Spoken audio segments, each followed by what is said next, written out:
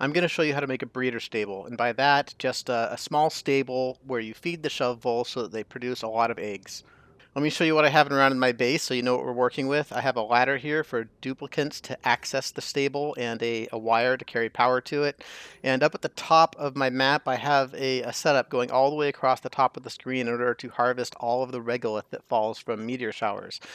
This is probably the hard part of having a shove vole stable. They eat regolith and they eat a lot of it, so you'll need some way to gather and provide the regolith to the shove vole stable. This particular setup is just a simple one, but it uses space-age materials. How to gather the regolith is sort of outside the scope of this video. I have a previous video called something like Conquering the Space Biome that shows you one method, but there's a lot of methods out there. How to do this is a very creative thing, and there's a lot of people working on it in the game with all kinds of interesting solutions. The first thing to know about shove voles is that they can dig through most materials, so if you don't build the stable out of the right stuff, they'll simply just dig through the walls and escape. The things that they can't dig through are obsidian tiles. I like to use obsidian tiles because I think of obsidian as the least valuable resource that shove voles cannot dig through.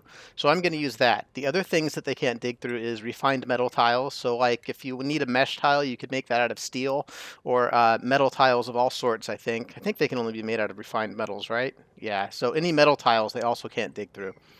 Okay, I'll just use these obsidian tiles to make a stable here real quick. Make it, I'm going to make it 3 tiles high. That should fit the stuff that I need. Obviously, we need a door into the stable. I'm going to use a pneumatic door and put it in the top of the stable. Shove voles won't dig through a pneumatic door directly like this, and you can make the pneumatic door out of anything you like and it ought to work fine. The reason I put it in the ceiling is because of a dynamic of the way shove voles work that lets them escape if they're in the side of a stable like this. I'll show you real quick why I put the pneumatic door in the ceiling. If you have a pneumatic door in the side, which would be more normal looking like this, then normally that keeps the shove voles in and works just fine. But when a shove vole poops, it poops out a diggable block of regolith. And if a shove vole happens to be standing right next to the door when it does that, then it might poop the diggable block of regolith into the pneumatic door, so it's embedded in the pneumatic door. When that happens, shove voles can dig into the diggable block of regolith, even though it's inside the pneumatic door, and then out the other side of the diggable block of regolith. That lets them escape the stable, and it can just be really annoying. And the easy way around that is putting a pneumatic door in the ceiling. If they then poop a diggable block of regolith into the pneumatic door, I'm not sure they do it in the upward direction like that, but if they did, then the regolith would just fall down to the floor. A diggable block of regolith acts kind of like sand. It just falls down onto the floor. So we'll do it like that, and I'll put it in the ladders to go up to the top and then down inside the stable so that my dupes can get in there. To make this a stable, we're going to need a grooming station. Since shove voles poop out diggable blocks of regolith, we need to put robo-miners in the stable to destroy those diggable blocks in an automated way. We can just put one in just like this. The trouble with having just one of them is if a shove vole poops a block of regolith on top of the robo-miner, it'll just be entombed inside the block and everything will break. So we need another robo-miner near that one so that it can dig out the first robo-miner. Now that we have 2, they can dig each other out of the regolith and it should work okay. The problem is every now and then both of these will become entombed in regolith at the same time, and then it will be broken.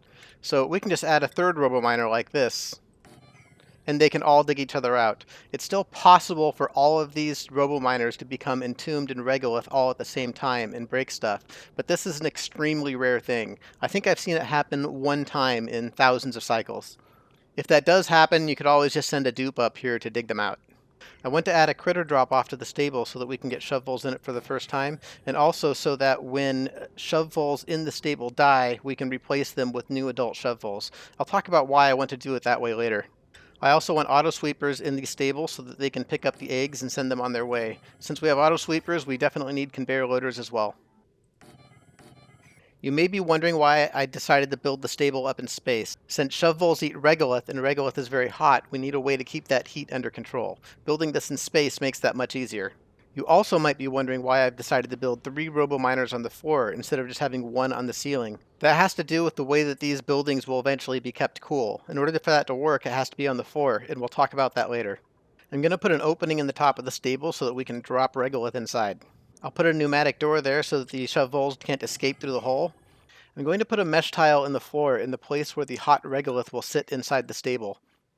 Since a mesh tile doesn't absorb heat from the regolith that will be sitting on top of it, that prevents the wall of the stable from heating up because it's in contact with the regolith.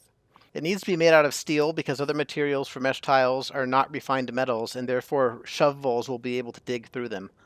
Now I'll just connect my conveyor rails up here so that regolith begins falling into the stable.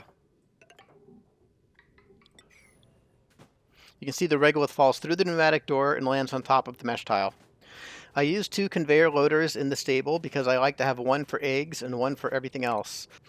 I'll set up a conveyor rail going down for the eggs, and I'll just dump out everything else over here in this demo. Let's add some shove voles to the stable. I'm going to spawn them outside and have my dupes just deliver them. There we go. Also, I'm going to set up the critter drop-off so that it will accept up to 10 shove voles. Shove voles have a superpower. You can put as many of them as you want in a stable and they never ever get cramped or overcrowded. So the size of this stable isn't important. I've only made it big enough to keep the buildings in it that I want. For a breeder stable, the only limit on the number of shove voles you can have is how many you can feed. I don't want to have more shove voles than I can feed, because then I'll have shove voles in the stable that are not breeding, but I'd still have to groom. I want this to be exclusively a breeder stable. So the reason I decided to have 10 shove voles is because that's how many that I can feed with my regolith. In general, it's a pretty good rule of thumb to assume that you can get 3 full rails of regolith continuously all the time from your meteor showers. And 3 full rails of regolith continuously all the time will feed 10 shove voles. If you do the math on that, it seems like you won't be able to feed all 10 shove voles from 3 rails of regolith. But since shove voles also poop regolith, then they can eat their poop and you can feed even more of them. And if you do the math on that, it works out to be exactly 10 shove voles.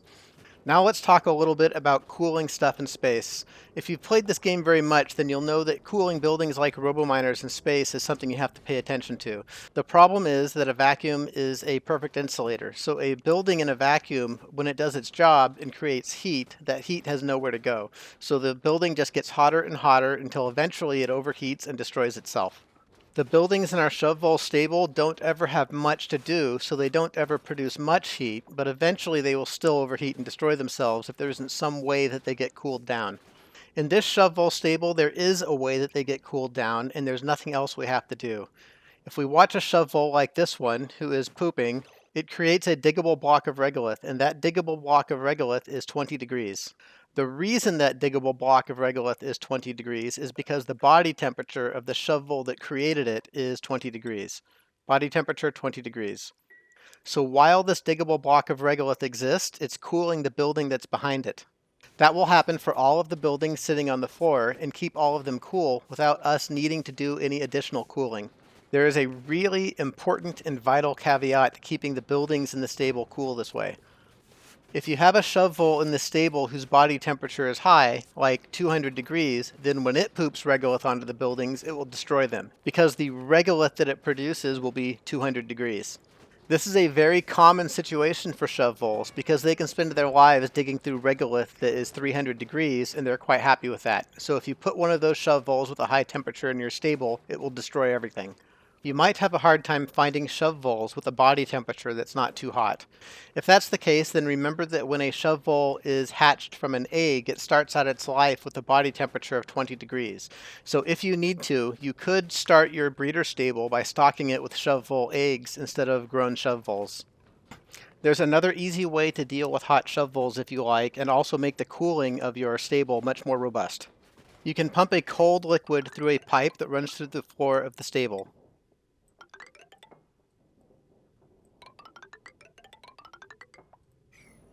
This will keep the floor of your stable cold. The cold floor will not cool the buildings directly, but when a shove vole poops hot regolith onto the floor, then the floor will cool the regolith faster than the regolith heats the building. As a result, the cold floor will indirectly keep the buildings cold. This will work even if your shove voles have fairly hot body temperatures. In this particular design, there's a flaw in using this method. This conveyor loader sitting on top of the mesh tile will not be cooled by the floor if a shove vole poops regolith onto that conveyor loader. So if you want to use that method and you want to use 2 conveyor loaders the way I do, then you'll have to do this layout slightly differently. There's still one thing missing for our breeder stable. Eventually, the shove voles in this stable will grow old and die, and since there's no young shove voles in the stable, and we're sending the eggs somewhere else, there's nothing to replace them. Let's not worry about that right now, we'll talk about it later. The breeder stable will produce 10 eggs every 6 cycles. We can use those eggs to maintain an ever-increasing population of shove voles. That's possible because a shove vole that is not being fed can still produce 1 egg before it dies. So we can have a population of non-breeder shove voles that sustains itself, plus our breeders will add 10 to it every 6 cycles. I'll show you the way I like to set up a stable for non-breeders. Since we don't have to feed the non-breeders, there's no regolith involved, and we don't need a way to keep the heat under control. Because of this, it's simpler to build the stable inside the base where there's an atmosphere. The eggs will come down on this rail, and I'll just drop the eggs out of a conveyor chute on the end. I'll make the stable out of obsidian tile again so that the shove voles can't escape. And I'm going to make the stable quite big so that I can fit as many grooming stations in it as I want. I'll put a door into the stable on the side instead of the top. Since these shove voles don't get fed, they also don't poop, and that's not a problem. I'm going to make the top of the stable out of pneumatic doors. That's so I can reach through the top of the stable using auto sweepers to pick up meat and stuff.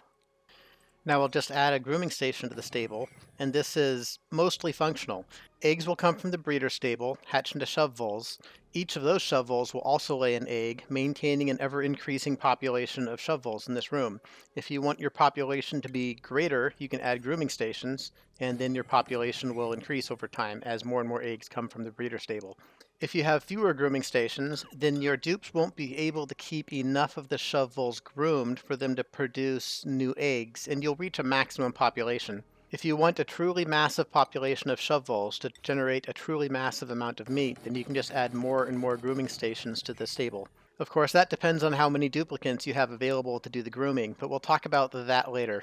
Shove voles raised this way will die at about 25 cycles old. You'll probably want to send their meat to your kitchen, and that's why I've made the top of the stable out of pneumatic doors. I can put auto sweepers above it to pick up the meat.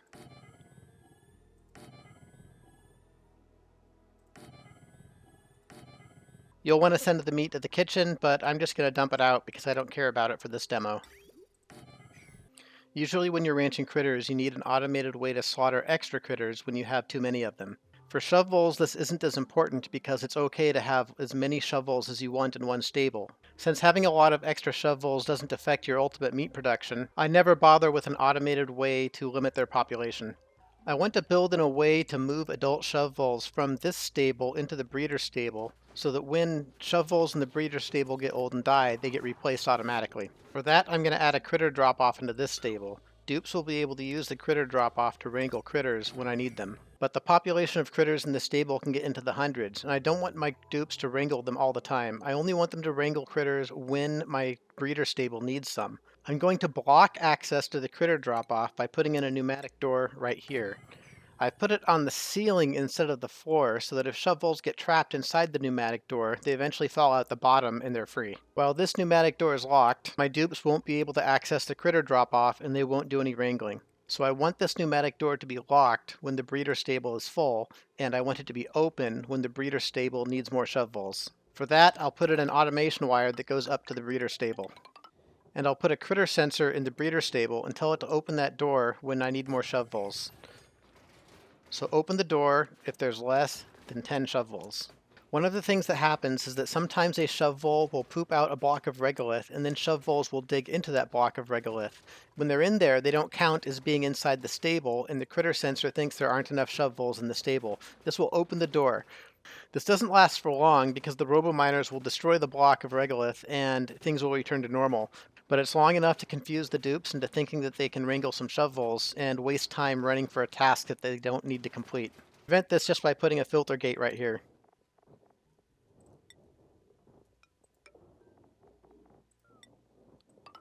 Now the door doesn't open unless the critter sensor has detected that there aren't enough shove voles for at least 5 seconds. That's long enough to prevent that problem. There's still an issue with this critter drop-off. It's possible for a dupe to be standing in this spot when the door becomes locked. If that happens, the dupe is trapped in this location. I can prevent that problem by making sure that this door stays open all the time that there's a dupe standing in this spot. For that, I'll just put in a duplicate sensor.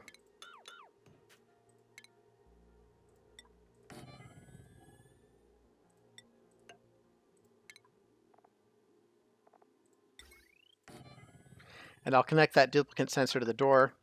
Now, when there's a duplicate standing on the critter drop-off, the duplicate motion sensor will know that there is a dupe in that location, and it will keep the door open until they've left. The only significant cost of maintenance for these stables is the amount of labor your duplicates have to do in order to keep the shove voles groomed. The breeder stable itself is wildly efficient. You'll get enough meat from this stable, not even counting the other stable, to feed 33 duplicates. In order to talk about efficiency, we have to understand how much labor it takes in order to keep this maintained. One grooming station manned around the clock can groom 8 shove voles per cycle. If the husbandry skill of your duplicates is quite low, like 0, then the groomed buff will last for 1 cycle for a shove vole. Manning a grooming station around the clock takes about 1.25 duplicates per cycle. If we assume your duplicates have just enough husbandry skill to man this grooming station all the time and keep all of these shove voles groomed, then we can work out the efficiency from those numbers. It takes 1.25 duplicates out of 33 that you can feed, so it only uses about 4% of your workforce in order to feed all of your duplicates. I consider this to be wildly good. 4% of your workforce in order to feed all of your duplicates is excellent. But if your duplicate's husbandry skill is better than that, then it's even better. If your duplicates are trained so that they have a husbandry skill of around 20, then you only end up using 1.6% of your workforce in order to generate all of the food that they need for 33 duplicates. This is so low that I consider it basically free. The basic reason this works so well is because when a shove vole dies, it produces 16,000 kilocalories of meat. It's far more than any other critter. The non-breeder stable doesn't work out to be so efficient. Since the shove voles in here continue to live for a while after they've laid an egg, you continue to groom them for no reason. If there were an easy way to remove those shove voles, then this would be just as efficient as the breeder stable. I have some builds for achieving that, but they're very complicated, and I've never found anything that I found particularly satisfying. Since you end up grooming the shove voles for 3 times as long as the breeder's stable per egg that you produce, this stable is 1/3 the efficiency. If your duplicates have an untrained husbandry skill, then the shove voles raised in this stable will use about 15% of your workforce to feed that workforce. And if your duplicates have a very well-trained husbandry skill, something like 20, then the shove voles raised in this stable will use about 5% of your workforce in order to feed that workforce. So if you don't have a good husbandry skill, then this is a good way to make food. And if you do have a good husbandry skill, then it's excellent. At its maximum capacity, completely full of grooming stations like this and manned by fully trained dupes all of the time, this stable will produce enough food to feed 288 duplicates. If your duplicates are not trained, you can feed about 96 of them like this. You probably don't need to feed that many duplicates, so if you don't, you can just have fewer grooming stations. Since the breeder stable produces enough food for 33 duplicates by itself, I imagine that's probably enough for most colonies anyway, and you don't really need to be grooming the shove voles in this stable at all. And if that's the case, there's also no reason for this stable to be so large. In my experience, it's still good to have this stable so that you can use the adult shove voles from it to replenish the shove voles in the breeder stable when they die. Here's an example of the non-breeder stable when it's up and running. This particular one happens to have 339 shove vole eggs at the moment. That's kind of high. I'd sort of expect that to be around 288. Perhaps a bunch of the voles have recently laid eggs. The number of shove voles that I currently have is 322. Normally I'd expect that to be around 360, so I guess a lot of my shove voles have recently died. I think that's all I really have to say about how to ranch shove voles for tremendous quantities of meat. One of the things I'm interested in seeing is builds that remove shove voles from this stable after they've laid an egg. Obviously, something that does that will have to be a much more complex build than a simple stable like this. I have some solutions already, but nothing that I'm particularly satisfied with. If you come up with something that does that you like, then definitely let me know.